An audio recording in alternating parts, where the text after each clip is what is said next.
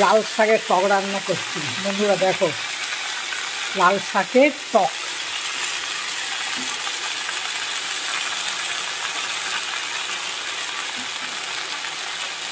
এতে সামান্য নুন আর হলুদ দিয়ে দেবো।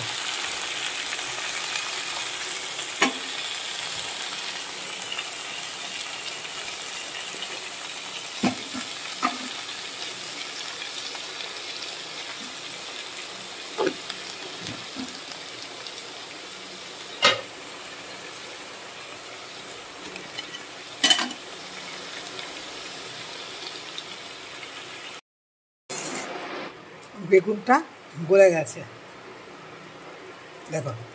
এবারে দেখো আমি এখানে তেঁতুলের কাই রেখেছি, এর মধ্যে একটু চিনি দিয়ে দিয়েছি, এটাকে এর মধ্যে দিয়ে দেবো ঢেলে।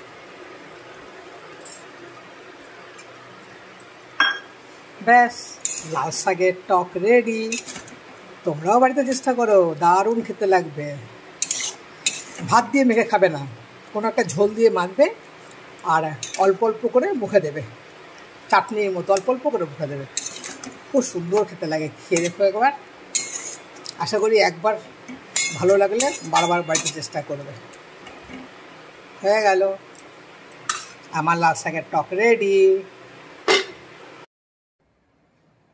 দেখো টকটা কি সুন্দর দেখতে হয়েছে, জিভে জল চলে আসছে। দেখো কি নাইস কালার হয়েছে। রান্না দেখবে, যদি দেখে ভক্তি না লাগে তাহলে কিন্তু খেতে ভালো লাগে না।